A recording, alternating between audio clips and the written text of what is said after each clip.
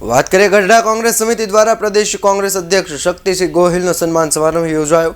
ધારાસભ્ય, પૂર્વ ધારાસભ્ય, વિવિધ સંગઠનોના સમિતિઓના ચેરમેન સહિત લોકો ઉપસ્થિત રહ્યા હતા।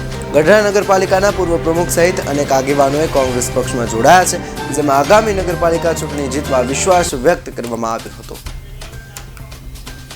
ગઢડામાં આજે અમારી એક જનસભામાં ખૂબ ગઢડાવાસીઓએ પ્રેમથી ઉપસ્થિતિ રાખી। સૌથી પહેલા એ સૌનો ખૂબ હૃદયપૂર્વક આભાર માનું છું। અનેક સમસ્યાથી ખાસ કરીને સૌરાષ્ટ્રમાં લોકો પરેશાન છે।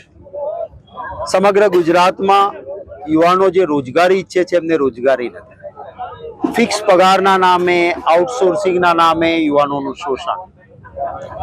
આપણો દેશ એક કૃષિ પ્રધાન દેશ છે અને ખેતીની ખેત પેદાશો માટે 2014માં જે કપાસનો ભાવ કોંગ્રેસ શાસનમાં 1400 થી 1500 રૂપિયા 20 કિલોનો હતો, એ વખતે ભારતીય જનતા પાર્ટીના નેતાઓ કહેતા હતા કે કિસાન કી આય ડબલ કર દૂંગા।